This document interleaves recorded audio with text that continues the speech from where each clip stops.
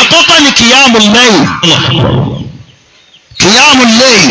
má máa sùn tábà kú ìwọ nìyí gbogbo oúnjẹ ló mọ̀ ẹ́ jẹ ó mọ̀ ká gbẹ́lu kú abayé ara rẹ jẹ́ fúnra rẹ mo gbẹ́ bàbá ó jẹ amala ó jẹ ìrẹsì ó jẹ sẹ̀mó dúdú ó jẹ sẹ̀mó funfun ó jẹ gbogbo ẹlẹ́ni máa jẹ. àkìbá ti dúró wọlé àtẹ̀bọ̀ káyọ̀bì náà fi láti. ó ní kìyàmù lẹ́yìn ní ramadana yìí ó gbọ́dọ̀ fi kìyàmù lẹ́yìn ṣeré ìmọ̀ ajílóru yẹn náà fílà. wọlé àtẹ̀.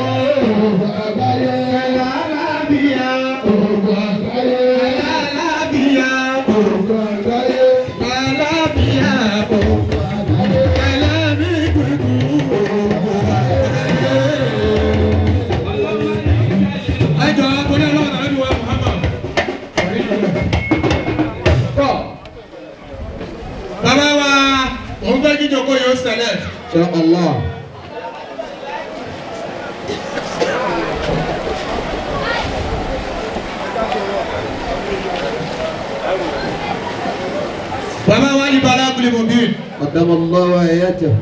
ọlọ́run wọlé karama nabi wa Muhammad. صلى الله عليه وسلم. ẹ̀yin náà ni gbogbo ayé dúró dè látàárọ̀. هكذا. ọlọ́run ló ṣe yí bẹ́ẹ̀. الله أكبر. ilé ẹrù tí ò ṣe é jí gbé. ما شاء الله. ẹgbẹ̀rún èèyàn tí wọ́n ń pèlè èèyàn kan. سبحان الله. ọ̀gbàrá tí ò ṣe é wọ́.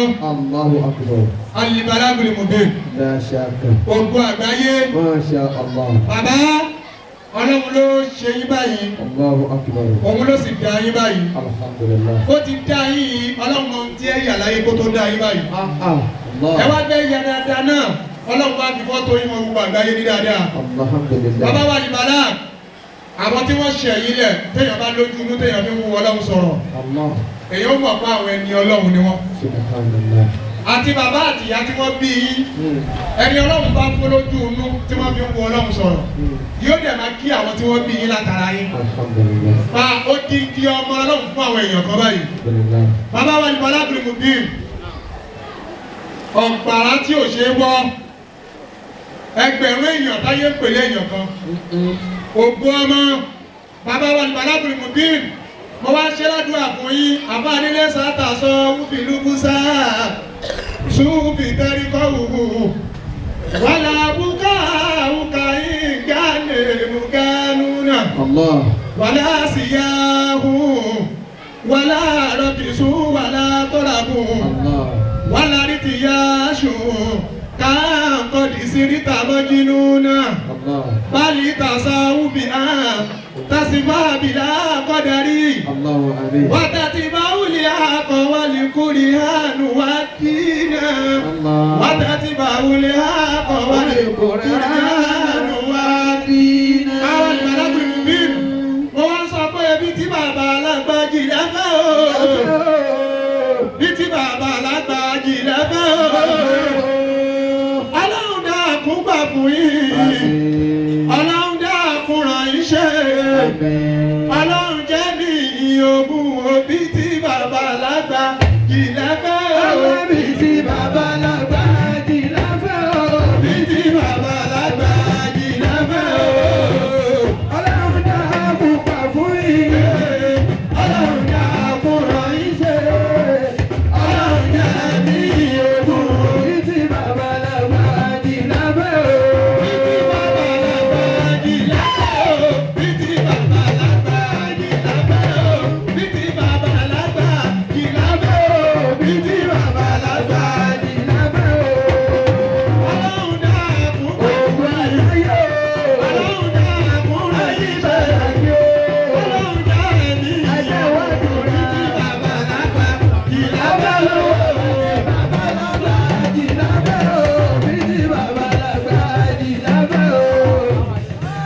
dáàbò gbà fún yìí.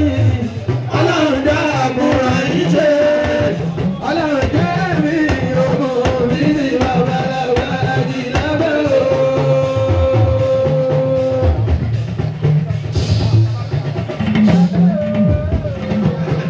Ọlọ́run wọlé àdébí wa Muhammad. Bàbá ní Balagul Mubin.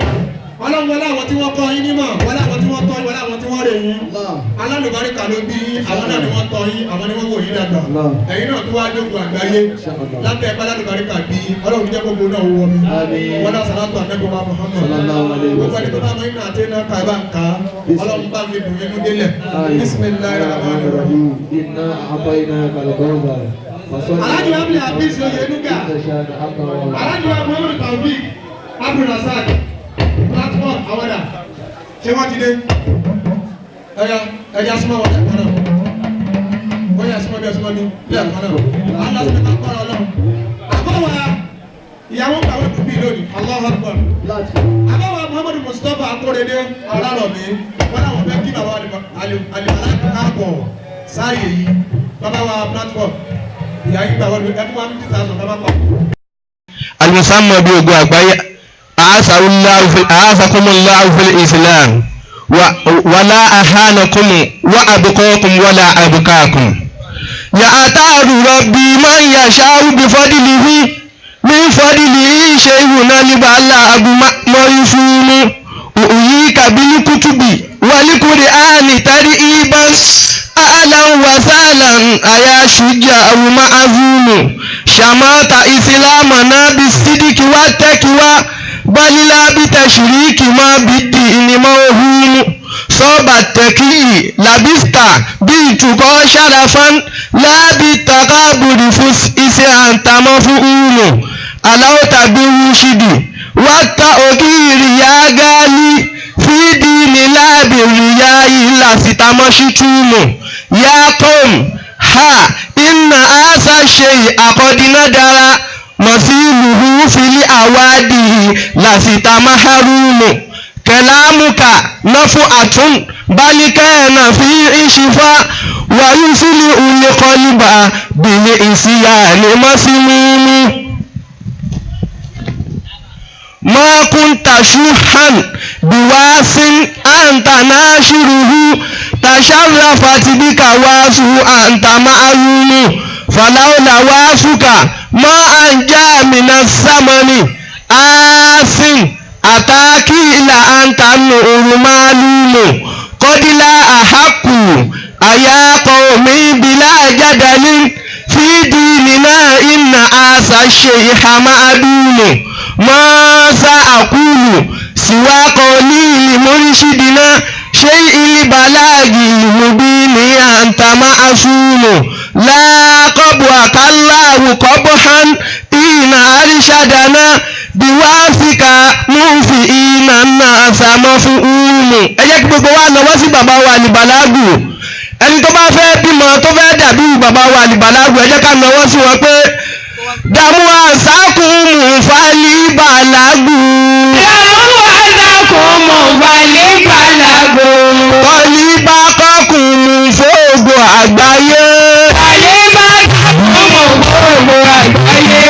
Ẹ bá wà palẹ̀ mọ́, ẹ bá wà tẹ̀lẹ̀. Kò ní jẹ́ ìlọ́lá fáyín. Àní dàmú àsákùnmù fàlìbàlágù. Kọ̀líbà kọkùnmù fóògùn àgbáyé. Ẹ bá wà palẹ̀ mọ́, ẹ bá wà tẹ̀lẹ̀. Kò ní jẹ́ ìlọ́lá fáyín. Ọmọ àjànàkú ìyẹn ṣeré lọ, ọmọdé wa ń fi ìlú ẹ̀ ṣeré. Bàbá tó bí ìgbọ̀n tó yẹ ṣe fún ẹ. Àlìbàlágù ju bàbá yìí lọ, ẹ̀gbọ́n kọ́ bàbá ju bàbá lọ. Dàmú àsákùnmù fàlìbàlágù. Kọ̀líbà kọkùnmù fóògùn àgbáyé. Ẹ bá wà palẹ̀ mọ́, ẹ bá wà gbẹ́lẹ̀. Kò ní jẹ́ ìlọ́lá bá. Ewé ìgbà yàtọ̀ séwé ìgbà. Àwọn ọ̀lẹ́ yàtọ̀ fáwọn alágbára. Ẹni ròbí ròyìn Àlìbàlágù. Kò ní jẹ́ kí yóò forí mo falí bàlágù tọ́líbà kákùn mú fóògùn àgbáyé. ẹgbẹ́ wa palẹ̀ mọ́ ẹgbẹ́ wa tẹ̀lẹ̀ ojú ìlànà wa. a ní tí bàtà fọ̀ ó làmì tí yóò dá báwo bá yà ó làmì tí yóò dá ọlọ́run máa jẹ́ làmì tí yóò dá gbogbo ẹ̀dùn ní ẹ̀ làmì tí yóò dá àbí wọ́n sùn lọ káyé yóò fi dá dààmú àṣàkóso balẹ̀ balẹ̀. wọ́n bá kọ́kùn mú fóògùn àgbáyé ẹ bá wá balẹ̀ mọ́ ẹ bá wá gbẹlẹ̀ kò ní jẹ́ ìlànà. fáàtì àfọláṣí ni fáàtì.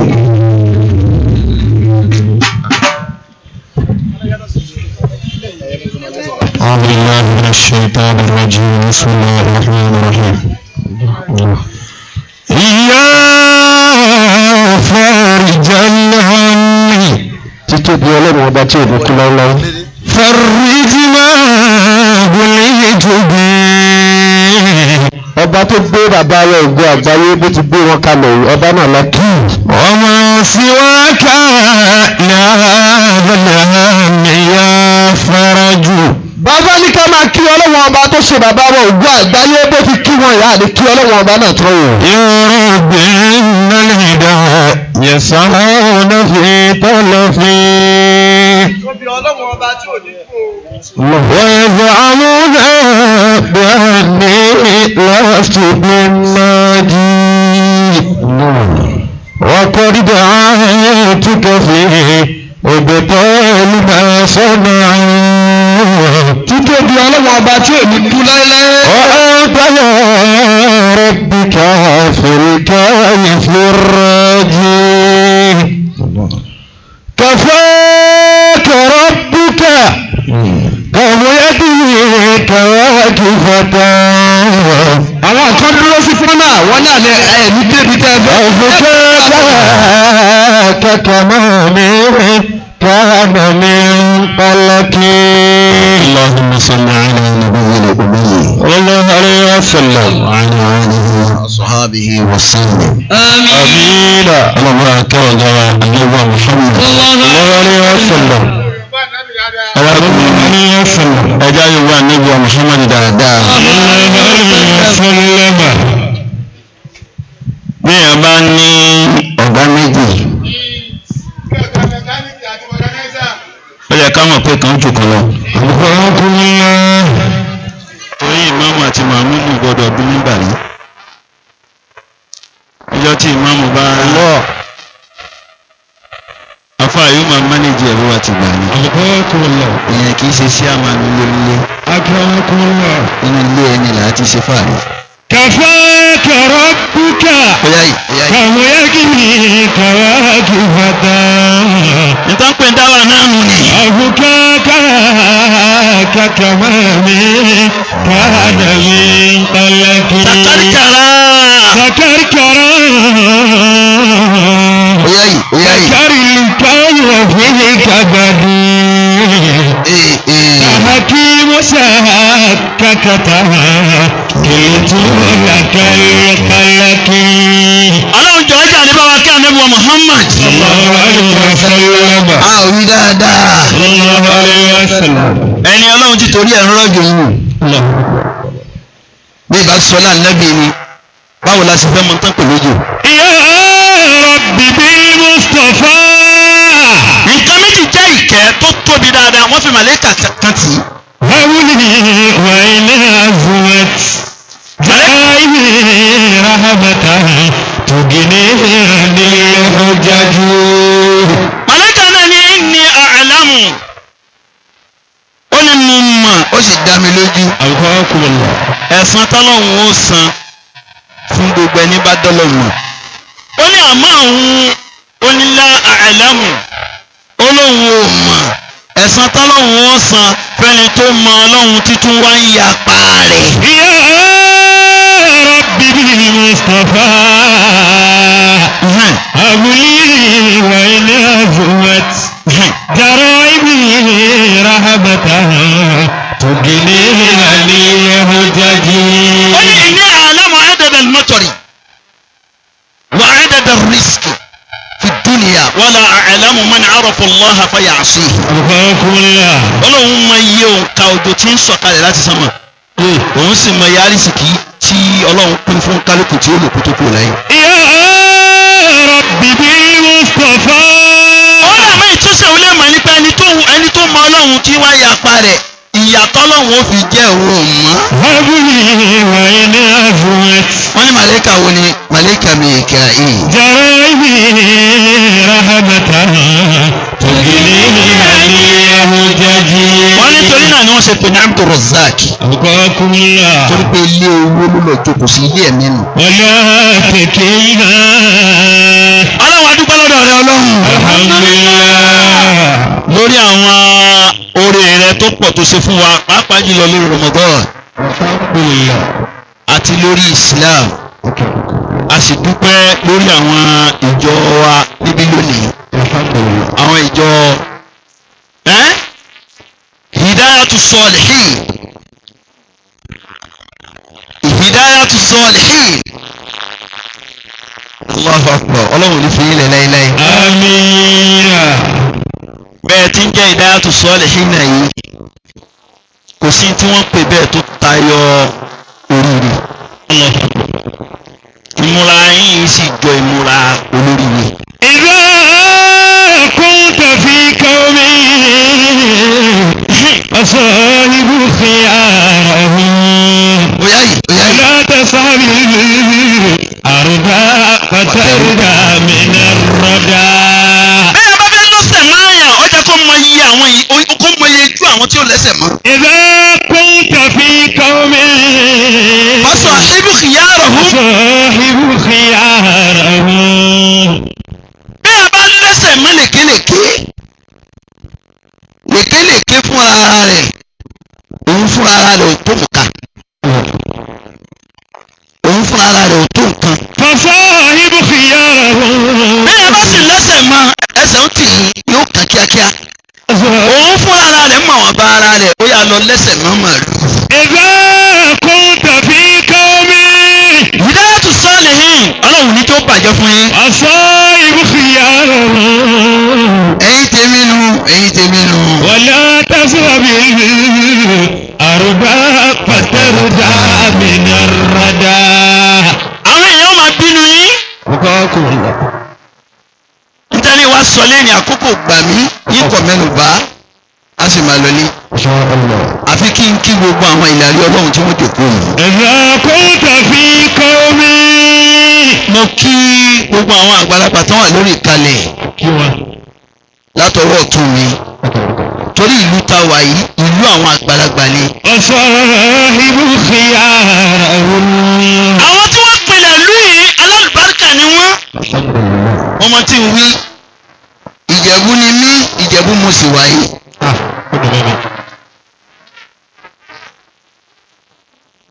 Àwọn tí wọ́n pinlẹ̀ ìlú yìí alálùbáríkà ni wọ́n. Tá a bá ní ká máa dá ọkọ̀ wọn lọ́tọ̀ọ̀tọ̀. فصاحب خيارهم. Ó dé kọ́lá wà yìí. Àwọn ni wọ́n wá ṣe àwọn ẹni rẹ̀ kalẹ̀. إذا نزل السماء بأرض قوم رعيناه وإن كان جدوبا. إذا نزل السماء بأرض قوم رأيناه وإن كانوا جبابا. Ìlú ọmọ tóbi ayé ọmọ sọ pé ìlú tóbi lóòótọ́ kò sí tó jẹ́ kí ìlú tóbi àwọn rìjálù ti bẹ́ẹ̀ ni. إذا نزل السماء بأرض قوم. Ẹnìkan pè mí ó ní bàbá ó ní inú wọn máa dùn gbádùn nítorí nǹkan mẹ́ta. Èyí sọ mẹ́tẹ̀ẹ̀ta náà. إذا نزل السماء بأرض قوم. Ó ka mẹ́tẹ̀ẹ̀ta òun mo gbọ́ yé. رأيناه Mo wá kí i mo lè ṣeun. وإن كانوا جبابا. Ó sọ fún mi ó ní Ìjẹ̀bú pọ̀ lóòótọ́. Ó ní àmọ́ àwọn orúkọ yìí báwọn ti ń gbọ́ yìí àwọn ò gbọ́ báyìí látijọ́ tó tí Ìjẹ̀bú ti ń jẹ́ Ìjẹ̀bú àwọn ń gbọ́ tó pariwo àmọ́ kò pariwo tó yìí. إذا نزل السماء Ó wá ṣàdúrà ńjọ́ náà ó ní ìràwọ̀ yìí ò ní wọ̀ kú. بأرض قوم. Àwọn bàbá tó bí yín ni wọ́n ṣàdúrà fún. رأيناه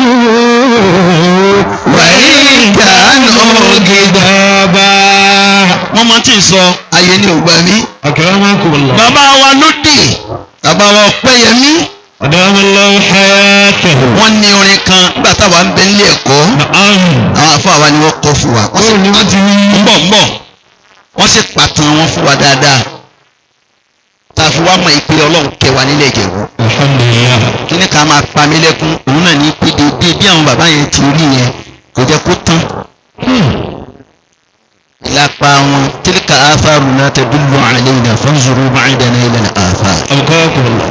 a máa dùn mí púpọ̀ máa sì bẹ Ọlọ́run gbogbo tí ń jẹ́ Ìjẹ̀bú pátá Ọlọ́run ò ní já wálẹ̀. إذا نزل السماء بأرض قوم بأرض قوم رأيناه وإن كانوا كذابا. wọ́n ní bàbá yẹn máa kọrin kalamuni wọ́n wá dúró sórí stage báyìí wọ́n ní wà fínà rijalul ilmi wal mali wal gina. وفينا رجال العلم والمال والغنى wal mali wal gina. والمال والغنى إذا لم يبل بالجيشنا فهو هالك. إذا لم يبل بالجيشنا فهو هالك. فهو هالك. fínà rijalul ilmi àwọn onímọ̀ ń bẹ láàrin wa. والمال àwọn tí wọ́n ní owó tààrà tó yàtọ̀ sárísìkì tó dárísìkì yàtọ̀ sówó níní. والغنى àwọn tí Ọlọ́run rọ̀ lọ́rọ̀ òun gbogbo ń kírun àwọn aníntòyìnbó nílé nítòyìnbó nílé àwọn tí wọ́n ní. والمال والغنى ومن لم يبل بالجيش صار جيشنا فهو هالك. وما لم يبل بجيشنا صار هالك فهو هالك. فهو هالك. ẹni tó bá wá ní òun kíá nípa wa tó wá ní àwọn òjẹ́ kankan fáwọn hálíkù ó ní ẹni yẹn máa parí. àwọn bàbá yẹn níjọ́ náà ó dín dín àfáà ni wọn tẹ́nìkan ò tó bẹ́ẹ̀ láti fọwọ́ pọ̀ jù dà wọn. وما لم يبل àkọ́kọ́ jẹ́ kó mọ̀ kí n rí ikú yìí tí n bá sọ̀rọ̀ mọ́mọ́kun rẹ̀ ni mọ́mọ́pinlẹ̀ ọ̀rọ̀ kí n tó sọ. بجيشنا وهو هالك. wọ́n ní àwọn tí wọ́n pinlẹ̀ lú yìí àwọn ẹni Ọlọ́run ni wọ́n nítorí bí wọ́n ti lu ayé wọn ìjẹni Ọlọ́run ni òun ló sọ ìmọ́lẹ̀ di ìmọ́lẹ̀ nínú ìlú yìí. وما لم gbogbo ẹ̀yin bàbá wa yìí àkókò ni oníjà máa dáko lẹ́ẹ̀kọ̀ọ̀kan àmọ́ mo fi bàbá Ọpẹ́yẹmí mo fi kí gbogbo wa Ọlọ́run ní yóò bàjẹ́ fún wa. آمين. ọlá barika nọba Muhammad. الله عليه وسلم. látọwọ́ òsì mi ń bì yìí bàbá wa korokoro látọ̀dọ̀ yìí délẹ̀ Ọlọ́run ní yóò bàjẹ́ fún gbogbo wa. آمين. ọlá barika la ilaha illallah. لا إله إلا الله. gbogbo yín pátápátá lókè tẹ́nìkan ò gbọ́dọ̀ sọ pé wọ́n rí. nítumọ̀ ìzá nazala as-sama'u bi ardi ra'ayna. رأيناه وإن كانوا كذابا. bẹ́ẹ̀ kan bá dé Ìjẹ̀bú Òde nísìnyí tó bá lóun máa gbàlágù ajá sí pé ó ṣẹ̀ṣẹ̀ wọlé láàárọ̀ yìí. رأيناه وإن كانوا كذابا. kódà bó bá gbà àárọ̀ yìí náà ló débẹ̀ tó bá ṣe gbà àárọ̀ yìí náà ló débẹ̀ yóò ti gbúrò ní. إذا نزل السماء بأرض قوم.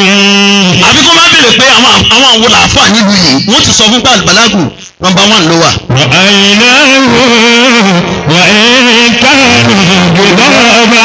ọ̀yá yorùbá yìí. رأيناه وإن كانوا كذابا.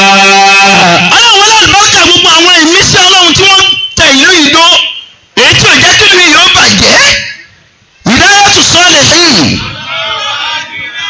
Ọlọ́run ò ní dá yín padà sẹ́yìn. آمين.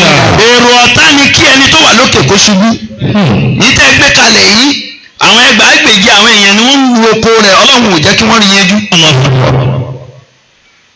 kéèyàn fẹ́ ṣe é bẹ́ẹ̀ ti fẹ́ ṣe yìí léyìí tí òjò tún rọ̀ tó tún dá ìjókòó ìdúró di àsìkò yìí nínú Ramadan àti ìṣọjọ́ lásán. وما كل ناوي ọ̀yá yìí. جميل بفاعل ولا كل فاعل له بمتمم. látòní la Hidayatu Salihin ẹ máa lọ sókè yìí. آمين. ẹni wọlé láéláé. آمين. èyí tó ti gòkè nínú yín Ọlọ́run ní jẹ́ ó jábọ́. آمين. tilẹ̀kùn òkè gígùn fún ọlọ́run á ṣí látòní. Àmín. ọlọ́run bárúkà gbogbo àwọn ẹni ọlọ́run. Àmín. la ilaha illallah. La ilaha illallah. wọ́n láti bárúkà tí gbogbo àwọn tá à ń bẹ ń bí pátá ọlọ́run kó gbàdúrà wa náà. Àmín. Masha Allahu. La quwwata illa billah. ìtẹ́ni wá sọ ìṣẹ́jú márùn-ún yìí ti sọ. ẹ dákun ẹgbàá wí bẹ́ẹ̀. Importance of Ramadan. Ahamiyatu Ramadan. Ramadan gbogbo wa láti mọ̀ ọ́n. Ọlọ́run sì ṣàlàyé rẹ̀ fún wa ó ti yẹjú. Inna anzalnahu fi laylatil qadri. Nígbà tó ti sọ̀rọ̀ Ramadan ní Suratul Baqara, ó wá pàtàkì Ramadan nítorí gbogbo ọjọ́ ló dá lọ́dọ̀ Ọlọ́run. Àmọ́ bí gbogbo ọjọ́ bá da ìkan ó da jùjọ lọ. Bí ọmọ bá da ìkan ó dájọ nínú ọmọ. Bí ilé bá da ìkan ó da yanjú nínú ilé. Bí àwọn èèyàn bá ń rẹwà tí wọ́n dá láti rí ìkan ó rẹwà jà wọn kan lọ. A'udhu billahi minash shaitanir rajim. Bẹ́ẹ̀ni olórí ibú bẹ́ẹ̀ bá bẹ́ẹ̀ méjì bá sọ ibú ìkan jù kan lọ. Bismillahir rahmanir rahim. Olórí ibú ọmọ òsì ọmọ òfò tàbí ṣépè bọ́n bá di méjì á rí i pé ìkan ó burú jù kan lọ. Inna anzalnahu fi laylatin mubarakatin inna kunna munzirin. Ramadan dá púpọ̀ tá a bá lè mọ tí a ń pè ní Ramadan. Lọ́wọ́lọ́wọ́ báyìí a ti wà nínú òru abiyì. Nínú àwọn tó ṣe pàtàkì nínú Ramadan tọ́mọ ènìyàn gbọ́dọ̀ mọ̀ òun ní òru abiyì Laylatul Qadr. Inna anzalnahu fi laylatin mubarakatin. Suratul Dukhan kọ́nù ni. Inna kunna munzirin. Ànábì Muhammad Sallallahu alaihi wasallam. ó ní gbogbo ọmọ ènìyàn tí wọ́n bá bí sínú ayé rajma anfu rajulin. Naam. Akramakumullah. Adraka shahra Ramadana falam yughfar lahu. Gbogbo ẹ̀dá láyé tó jẹ́ mùsùlùmí tí Ramadana bá ba láyé tó bá wá wo Ramadana tí Ramadana fi lọ tọ́lọ́wọ́ bá ti foríjì ó ní tó máa di lọ́rùn ó fi wù rẹ̀ gbolẹ̀. Inna anzalnahu Bẹ́ẹ̀ni fi laylatin mubarakatin. Naam. Inna kunna munzirin. ọba ní máa fi dé Ramadana yóò ní nǹkan mẹ́rin. Akramakumullah. Àkọ́kọ́ ni qiyamul layl. Qiyamul layl má máa sùn tábà kú. Ìwọ nìyí gbogbo oúnjẹ ló mọ̀ ẹ́ jẹ ó mọ̀ ká gbẹ́lu kú o. Abayé ara rẹ jẹ́ fúnra rẹ. gbogbo àdúgbò ló fẹ́ kó kú sí. Mo gbẹ́ bàbá ó jẹ amala ó jẹ ìrẹsì ó jẹ sẹ̀mó dúdú ó jẹ sẹ̀mó funfun ó jẹ gbogbo ẹlẹ́ni ni máa jẹ. Akibar bi juhudi wala tabkhal bi nafilati. Ó ní qiyamul layl ní Ramadana yìí ó gbọ́dọ̀ fi qiyamul layl ṣeré ìmọ̀ ajílóru yẹn náà fílà. ولا تبخل بنافلتي Bẹ́ẹ̀ni واجعل جبينك بالسجدات عنوانا. bẹ́ẹ̀ máa ń sọríire ayé tán nínú àwọn ọjọ́ tọ́lọ̀ ń fún wa téèyàn lè fi sọríire ayé tán nílẹ̀ Lailatul Qadr wa ó kú bá ti mọ̀. Nínú oṣù tọ́lọ̀ ń fún wa tọ́mọ ènìyàn olórí ibú lè dolórí ire ní Ramadana wa òun làwà nú ẹ̀yìn ọmọ èèyàn olórí ibú yóò dolórí ire. إنا أنزلناه Ọlọ́run nítorí pé tọ́mọ ènìyàn lè dolórí ire ni mo sọ dídá Al-Qur'ani kalẹ̀ nínú في ẹ̀. ليلة مباركة. Súrà áyà ni wá bá nábì kótó ní pé Ramadana dé. Torí ànábì Ádámà òun làkọ́kọ́ ní tó kọ́kọ́ gba àwẹ̀. Ànábì Ádámà sì gba àwẹ̀ ọjọ́ mẹ́ta. عليه الصلاة والسلام. Fi min kulli shahri. أبقاكم الله. Ó ń gba àwẹ̀ ọjọ́ mẹ́ta mẹ́ta nínú oṣù kọ̀ọ̀kan láti fi túbà ẹ̀ṣẹ̀ tí wọ́n dáńjọ́ sí. إنا أنزلناه. Wọ́n wá ní kí ló fà á gan tí Ramadana fi dé kí ló fà á tó fi di pé à ń gbàwẹ̀ oṣù kù. Nígbà tọ́lọ́run ní ẹ má jèso Ádámà ìyàwó rẹ̀ ló tàn wọ́n wá lọ jèso wọ́n wá jèso tán ni ó bá di wípé kíni yẹn wá ń digest nínú wọn kò wá rí bi digest tán ó wá kù nínú rẹ̀ fún odidi oṣù kan. إنا أنزلناه. Oúnjẹ tí Ádámà jẹ èso tó jẹjọ́ náà wá kù nínú rẹ̀ fún odidi oṣù kan. في ليلة مباركة. lẹ́sàn-án oṣù kan lẹ́fì máa sán. إنا كنا منذرين. bó ṣe di pé à ń gbààwẹ̀ oṣù kan nù. أبقاكم الله. ibi àwẹ̀ ti bẹ̀rẹ̀ nù. ádámù wá dórílẹ̀ ayé wọn gbààwẹ̀ ọjọ́ mẹ́ta mẹ́ta nínú oṣù láti fi túbá fọlọ́. الله أكبر. ibi ọ̀rọ̀ ti bẹ̀rẹ̀ nù o. ibi àti kọ́kọ́ wọ sẹ́nu. أنزلناه في ليلة مباركة. àwọn Yahudi ni wọ́n sì lọ bèèrè lọ́wọ́ Ànábì wa Muhammad. صلى الله عليه وسلم. ọjọ́ ní tẹ̀ ń gbààwẹ̀. إنا كنا منذرين. àwọn tó ṣẹ́kù lójú Ànábì Musa. عليه الصلاة àwọn والسلام. ni wọ́n lọ bèèrè lọ́wọ́ Ànábì wa Muhammad. bẹ́ẹ̀ ṣe tẹ̀ ń gbààwẹ̀ Ànábì wa tu fún wọn. صلى الله عليه وسلم. yóò lọ báwo. nínú nǹkan mẹ́rin tí Ànábì sọ pé a lè fi jèrè Ramadan tá a fi rí oríire tí ń bẹnu Ramadan òun náà ni àtàsọ́dàkù أبقاكم الله. ká máa ṣe sàárà. èyí rẹ ò gbọdọ̀ pé débi wípé nínú Ramadan yìí pé tí ń lọ yìí kó má lè fi agolo mílíkì kan ṣe sàárà. الله أكبر. kódà a máa kó bá àwọn àfa. àfa mi ó mọ sàárà gbà kò mọ́ ná. أبقاكم الله. ìyẹn ló fà á tó fi já sí pé ó rà àwọn kan wọ́n gbèsè síwájú báyìí àwọn kan máa wà lójú kan àwọn kan máa padà sẹ́yìn. آتي الفرائض قدرا لا تدور بها bọ́lá tí mo sàárà ṣe wà á gòkè. وصدع بخير ورتل فيه قرآنا. bí a bá ṣe sàárà ẹ̀rọ kan ní Ramadan wọ́n fún ládà 70. ládà sàárà ẹ̀rọ kan ní ogun yẹn 100 naira kó fi lè so sínú. wọ́n á fún ládà 70 lórí 100 naira ẹ dákun bò láti wọnú. وصدق المال àlè wọnú bò láti fẹ́ wọnú. ومن البابات التي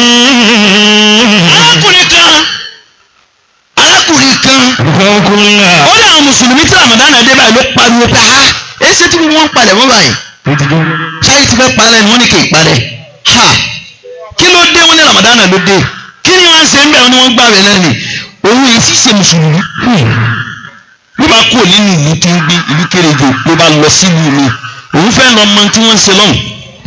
لا ينقص المال لو أنفقت إحسانا.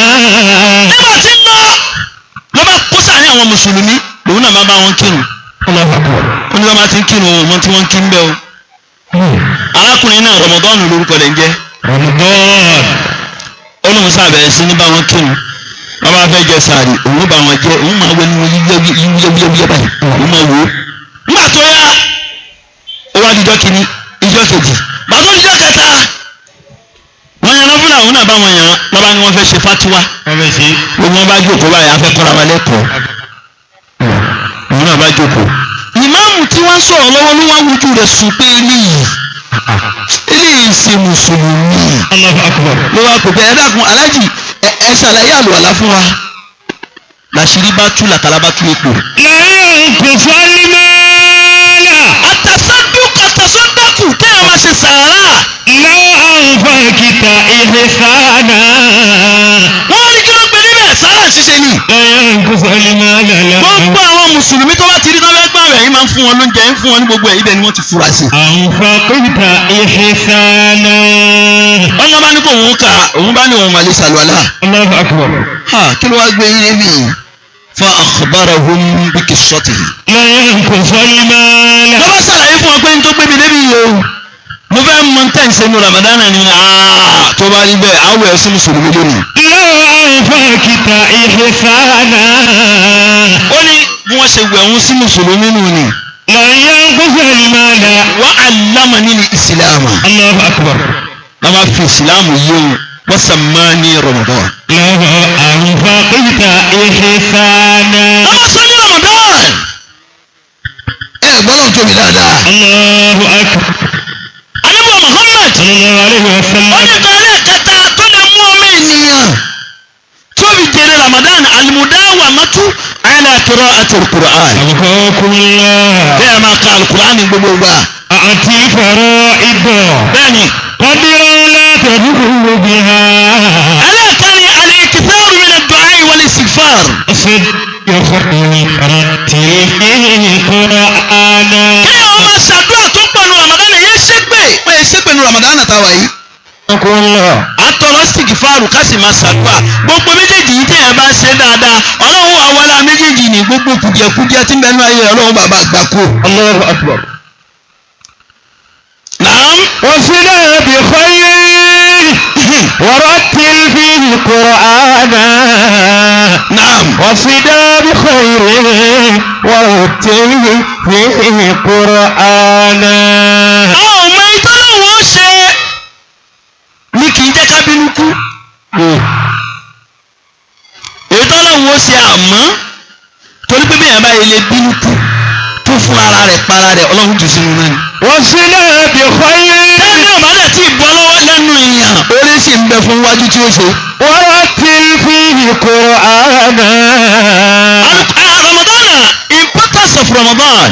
Ramadan dà púpọ̀ àmọ́ kí n yà sáré lọ bí ọ̀rọ̀ kan kí n ṣe rọ́bánáìsì rẹ̀. أبقاكم الله. Ànábì Muhammad sallallahu alaihi wasallam ó ní ọlọ́run dá màlẹ́yìká mẹ́rin kàsáyé. فقاه تعالى ملكا نصفه من ظلمة ونصفه من نور.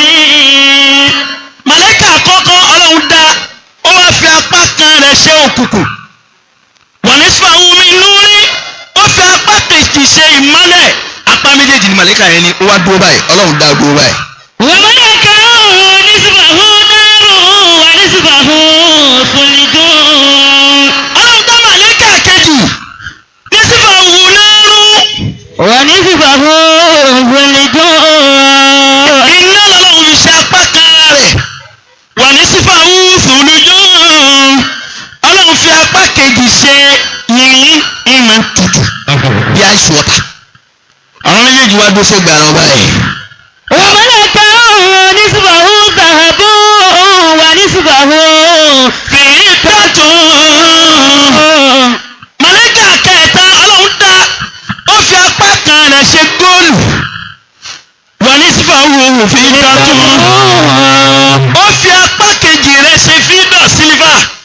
Màlẹ́kà yẹn náà ga ó tọ́ọ̀lù sanra báyìí ọlọ́run tún dáyún náà àmẹ́tẹ̀ẹ̀ta dó. وملكا نصفه ريح ونصفه تراب. Màlẹ́kà kẹta èèmọ̀ nínú èèmọ̀ ìyanu nínú ìyanu ògo nínú ògo. نصفه ريح ونصفه تراب.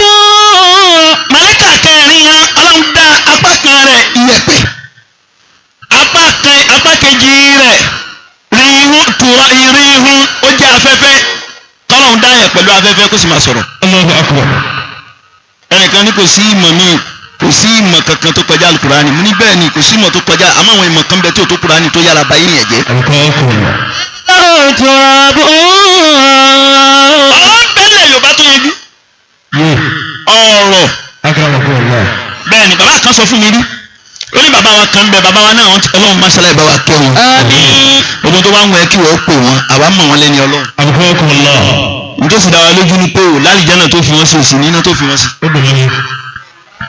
bàbá náà sọ fún mi pé ó ní tó bá ṣe pé ẹ̀yin àfa ká ní pé ẹ parapọ̀ ní tẹ́ ẹ fi mọ yín ṣọ̀kan kò sí ìjọ láyé tí ó tún àwọn àfa láyé. الله أكبر. نصفه ريح Oya yọrọ yìí. ونصفه تراب. ó ní bàbá náà sì gbé abọ́ kalẹ̀ báyìí ló wá mú tẹ̀síwá ó sàlù àlá ó jókòó báyìí ó dẹ̀ mú tẹ̀síwá ó dẹ̀ fa pẹ́rẹ́pẹ́rẹ́ gbà tí ó fa tẹ̀síwá àtọ́wá yẹn ó kọ̀ mú okùn òwú tá a fi wọn sọ ni ó wá ta ó ta báyìí ó mú ka báyìí ó mú ka báyìí ó wá gbé abọ́ lórí òwú kan àwọn wá tó abọ́ mẹ́wàá wọ́n wá tó lórí òwú yẹn sì dúró báyìí abọ́ yẹn sì dúró sórí ẹlẹ́ẹ̀kan náà. ملكا نصفه ريح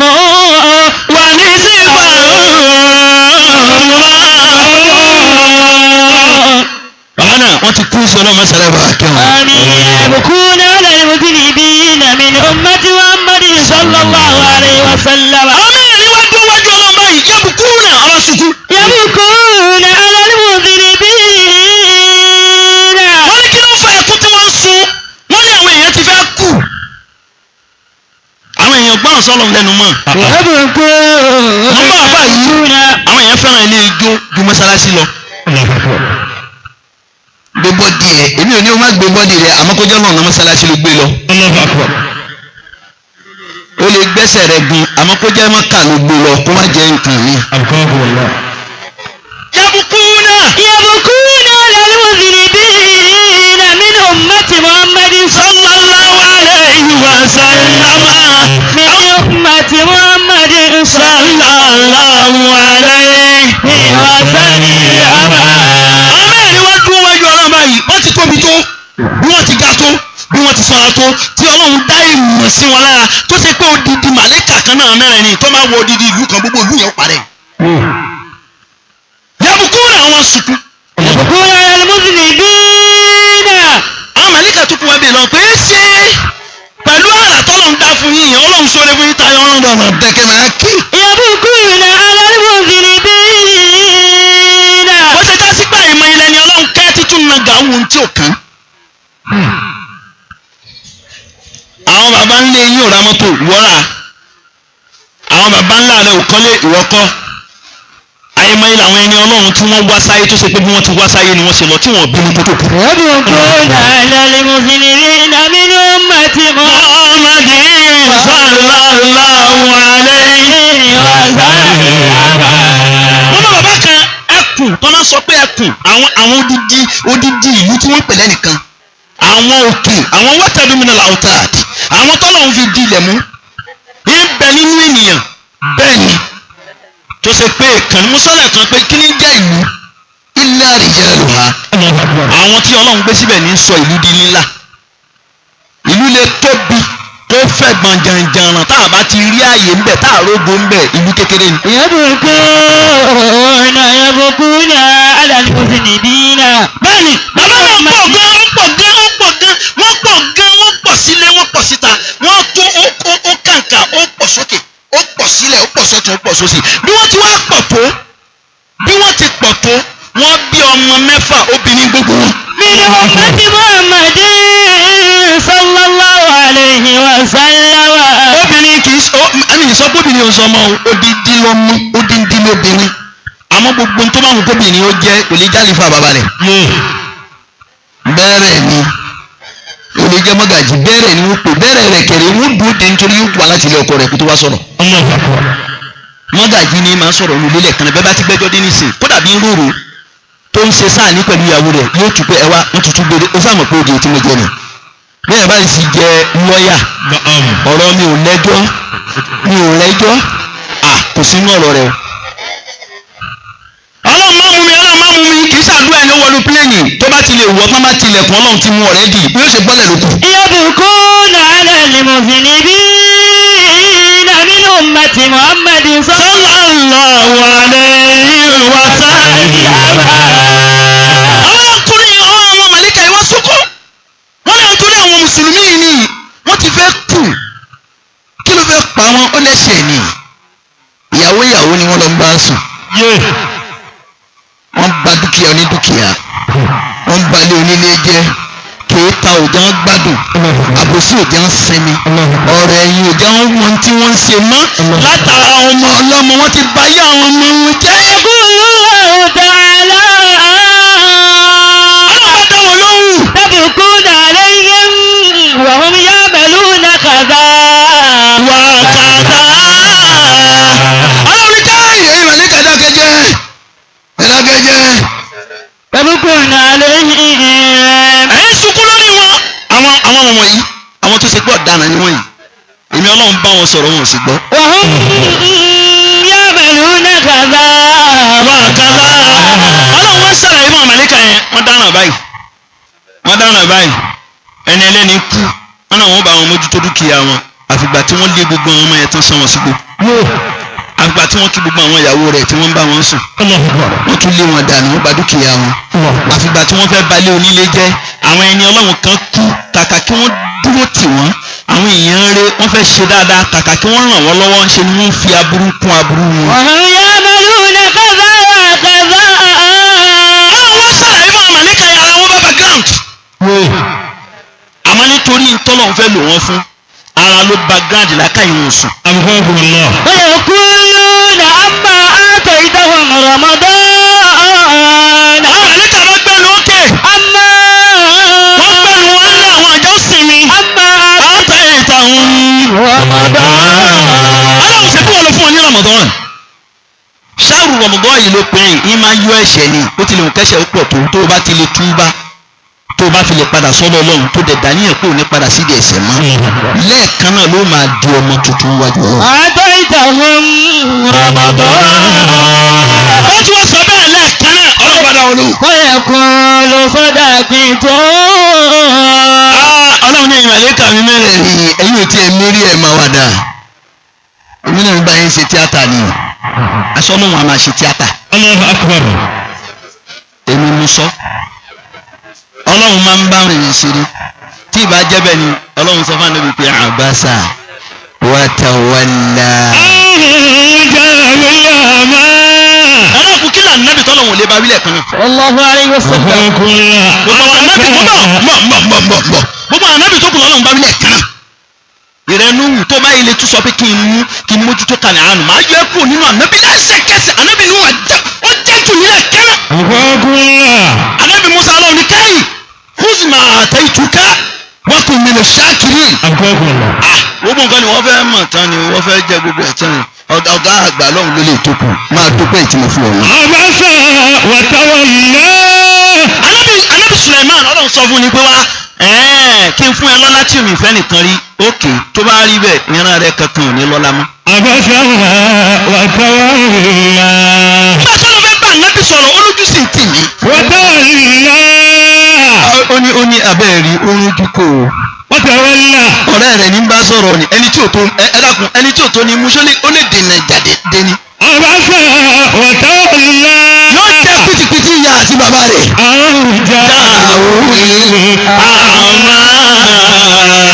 ọlọ́run ni ẹ̀wọ̀ orun dúkò Wa tawalla. ó tún wá kẹ́yìn wá ìpè má disturb mọ́. afọ́jú àtọ̀rọ̀ bára kan mà ló dé ànábì bá gbọ́ pé ẹ wá èmi lọ́lọ́run sọ òwú lílé yìí èmi ní bá wí lẹ́ẹ̀kan náà. وما يدريك لعله يزكى. ní ọmọ fúnṣọ pé ọlọ́run máa ṣe tíátà ọlọ́run bá àwọn àlejò ní àṣọrọ́ kìtù òdodo ọ̀rọ̀ ẹlẹ́sọ́ mo ń bá yín ṣe tíátà náà tẹ́tẹ́lẹ̀ àmọ́ ẹ jẹ́ ń wá tún wá ṣàlàyé Ramadan ẹ̀ fún yín dáadáa. رحمتي لهم في رمضان يوم 5 مرات. dákun máa sọ pé Allahu Akbar. رحمتي لهم في رمضان يوم 5 مرات كل يوم 5 مرات. ọlọ́run wá sọ fún àwọn àlékà ẹ pé n tí ò tún yé yẹn jẹ́ fi yé yín. رحمتي لهم. ṣé Ramadan tẹ̀yìn tí wàá ń sọ yẹn ìkẹ́ ẹ̀mí ọlọ́run tẹ̀mí máa ń sọ̀kalẹ̀ fún gbogbo ẹni bá gbà á àtẹni ọlọ́run bá fi ṣe kóńgẹ́ Ramadan tó fi ṣe kóńgẹ́ Lailatul Qadr gbogbo wákàtí kọ̀ọ̀kan wákàtí ìrun kọ̀ọ̀kan báyìí lèmi ọlọ́run máa ń sọ ìkẹ́ tó tóbi ju ayé àtọ̀run tí màá ń jù sínú ayé wọn. 5 مرات ẹ máa rú. كل يوم 5 مرات. Ramadan pọ̀ Ramadan tóbi ó fẹ̀ ó kẹnu àmọ́ nítorí àkókò ọlọ́run kò má ṣe lè ní balẹ̀ ìjọ àbúrò fún wa. àwọn Riyadu Salihin Hidayatu Salihin tíra kan ń bẹ wọ́n pè ní Hidayatu Salikin ẹ máa san láàrin ara yín ó dáa púpọ̀ torí pé ilẹ̀ ń jẹ́ Hidayatu Salihin kò dẹ̀ sí tí wọ́n ń pè bẹ́ẹ̀ ju bí màálù bó tilẹ̀ kí màálù tóbi tó kí wọ́n fẹ̀ kí wọ́n pọ̀ tó ọ̀pá kan náà ni Fúlàní bùsíkì ni. ìyẹn túmọ̀ sí pé ńgbà tẹ́yìn tí ń jẹ́ Hidayatu Salihin náà ẹ̀yìn fún ayé ní èdè Hidayatu Salikin. èyí tí ó sọ nǹkan tó kéré di nílá. nínú àwọn tíra àtúnṣí náà ni o àmọ́ yóò máa ń sọ tó kéré di nílá.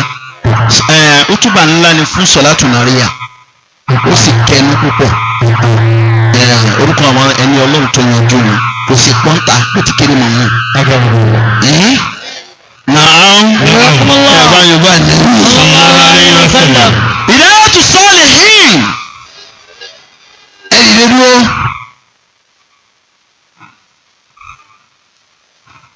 ẹ̀yà ẹ tẹ́wọ́ kẹ dàníyà ẹ bèrè ní tẹ́ fẹ́ lọ́dọ̀ Ọlọ́run. ìfẹ́ tẹ́ ní sí mi pọ̀ èmi náà wá fẹ́ràn yín gan. bẹ́ẹ̀ bá sì débi nǹkan rẹ̀ èèyàn máa ń finú tọ̀ síbẹ̀. àfẹni tí ò bá nínú tọ̀ lọ́wọ́ ló kù. mi ò ní fi sí. ẹni aṣọ rẹ̀ bá ju méjì lọ yóò ṣòro láti fi kan tọrọ fá. ó bá ilé gan òye rí òhò. àwọn bá sọ wá pọ̀ nílé ìyẹn lè bùn yẹn mẹ́wàá lẹ́ẹ̀kan náà. kódà kò ní ronú bó bá délé. tó bá sì délé kò ní mẹ́kún sun ẹnu. kò ní ronú. Hidayatu Salihin gbogbo wa pátákó wa náà bá wọn dàníyà. Allahumma laka sajadtu. amiina. Allahumma laka aslamtu. amiina.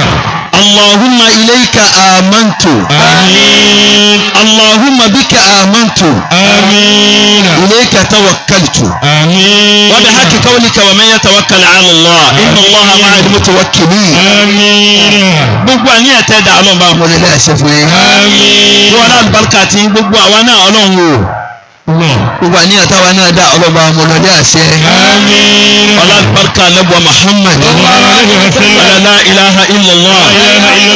gbogbo àwọn tí wọ́n dá síṣẹ́ ọlọ́run lára yín ọlọ́run bá wa dá sí tàwọn náà.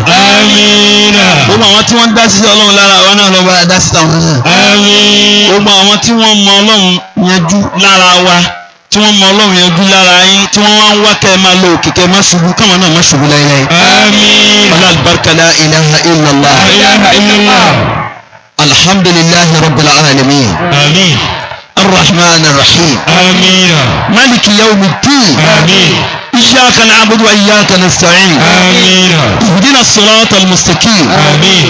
صراط الذين أنعمت عليهم amiin. غير المغضوب عليهم ولا الضالين آمين. القرآن لا تكد bó bá jẹ́ rí bèbí tí ó yege ilé ayé mi látòkè délẹ̀ kò má bàjẹ́ bèbí tí ó yege.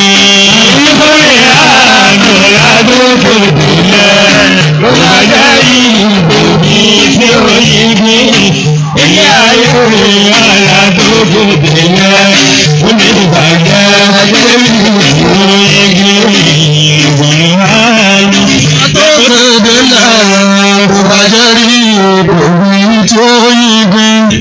Gbogbo ayé mi látòkè délẹ̀ kò má bàjẹ́ bèbí tí ó yege.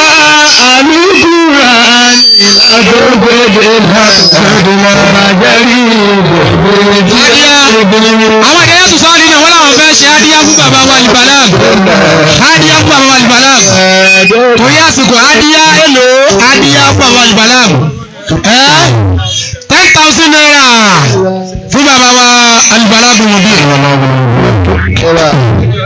Oya.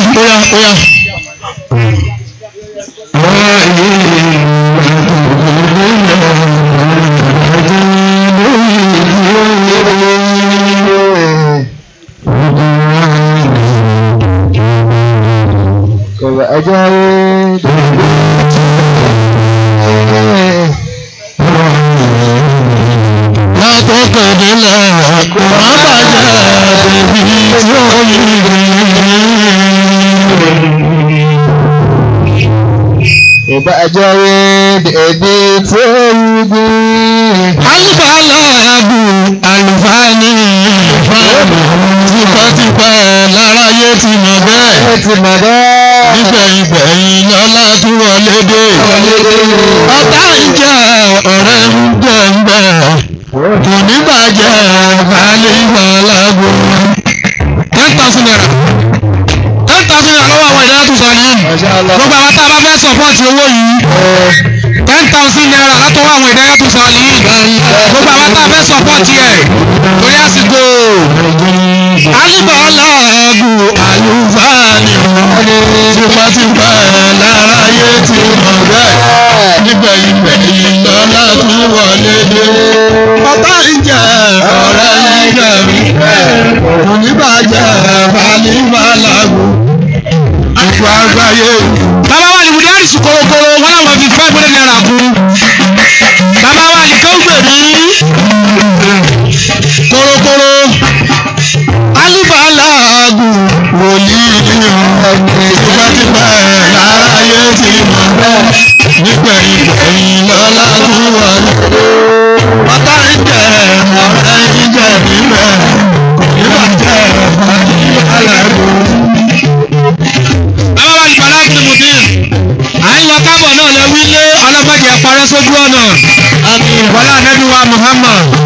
wọn láàánú ẹ̀ wájú ọlọ́mọṣẹ́ bàbá sọ yí dóló gbogbo àwọn ìdáyà tó sọ nìyí eléyìí tí a ṣe lónìí má jẹ́ ojú àṣẹ mọ́ fún wa wọlé Kùránì Kẹ́rímù wọlé ma sha Allah la quwwata.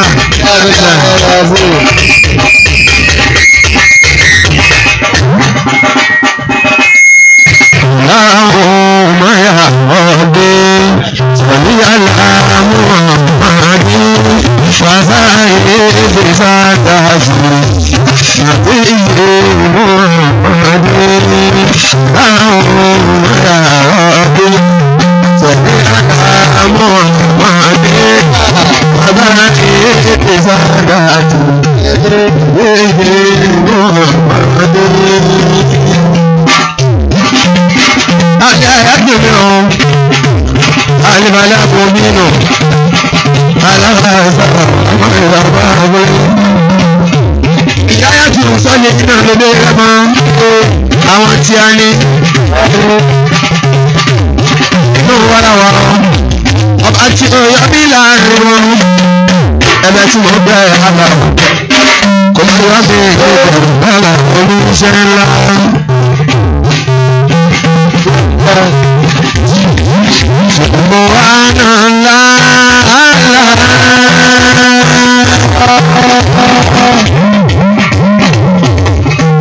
Wali amudulila Allahu akbar subhanallah